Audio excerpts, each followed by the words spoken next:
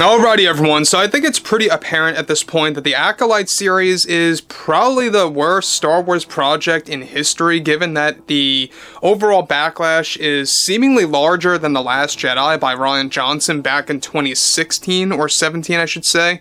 When you look at this actual series, there's been a lot of problems happening with the production, with the marketing, with how Kathleen Kennedy and Leslye Headland have been promoting this thing as a 100% DEI focused / agenda-driven project that's only driving fans away further. However, when it comes to Disney's financial situation and how this actually now involves Leslye Headland, there's a lot to discuss here, so stay tuned and let's discuss. This is Mike Zero. Subscribe if you're new and like this video to see future updates. You can also follow me at Mike01. I thank you all so very much for the great and kind support. So, Kathleen Kennedy is definitely one of the worst producers in the entire Hollywood bubble.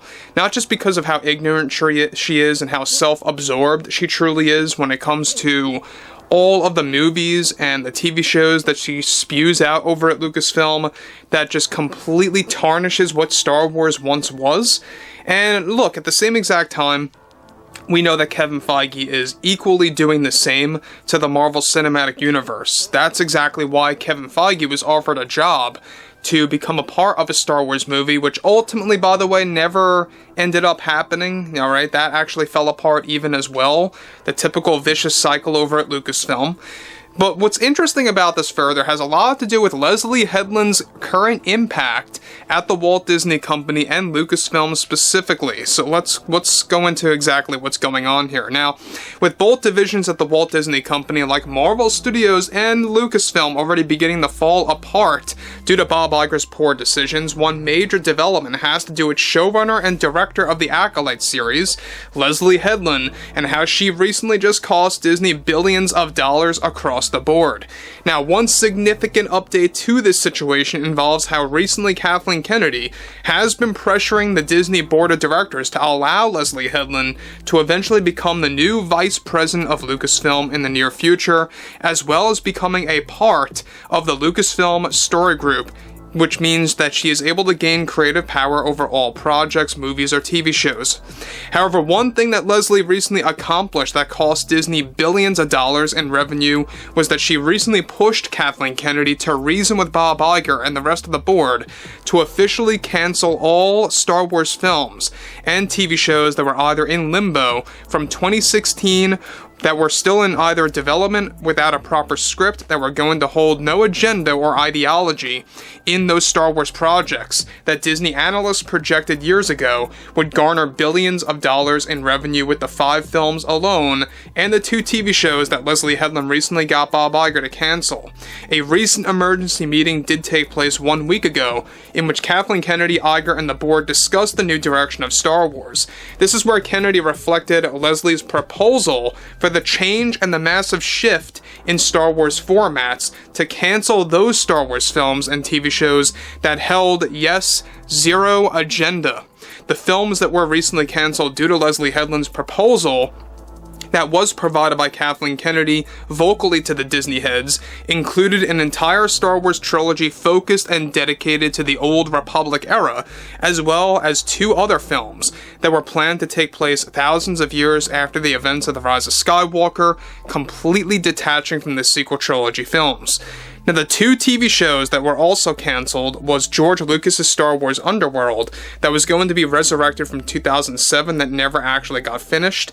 This was going to be Star Wars meets Blade Runner, essentially, focusing on hidden dark side users and crime syndicates. The other show that was cancelled was going to focus on The Mandalorian and Jedi Wars, years before the traditional Star Wars films. All of these were recently axed, since Leslye Headland found they held no representation of diversity, equity, and inclusion, and these arguments were discussed with Kathleen Kennedy, and she agreed that were in turn addressed to Bob Iger and the board.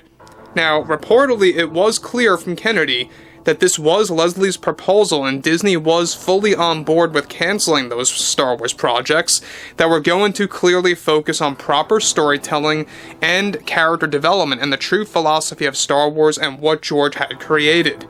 The plan associated with those projects was to hire very famous and well-known writers and directors as well. Now guys, let me stop here for one moment.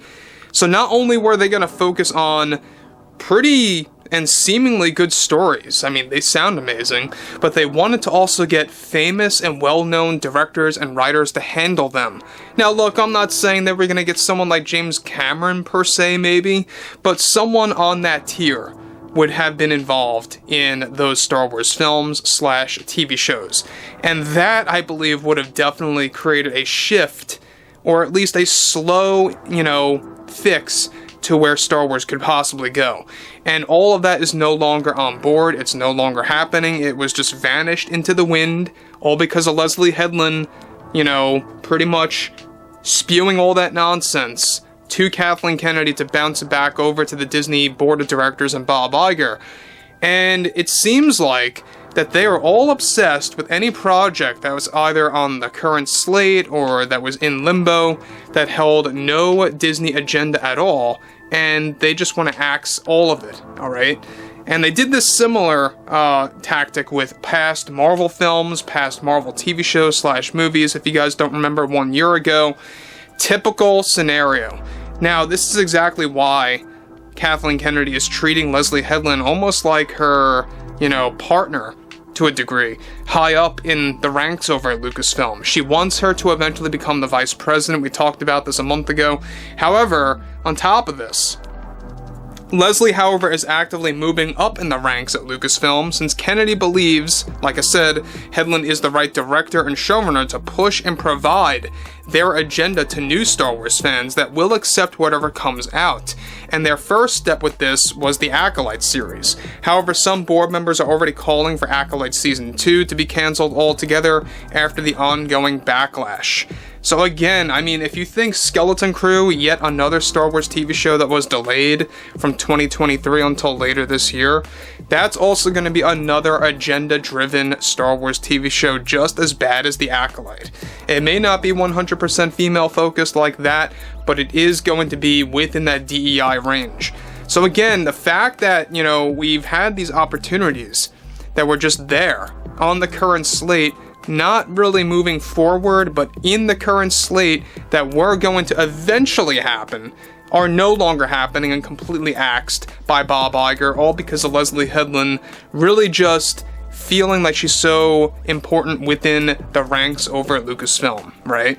And look, we've never seen a series by her before, so it's quite egotistical to actually do something like this, to really kind of have that meeting with Kathleen Kennedy to convince the Disney board of directors to axe anything George Lucas focused, or anything that George had endorsed years ago, or anything that would actually have traditional, zero agenda driven plot lines and story development. So overall, I would love to hear what you all have to say about this ongoing situation related to what's been going on over at Lucasfilm and the Walt Disney Company, etc., etc.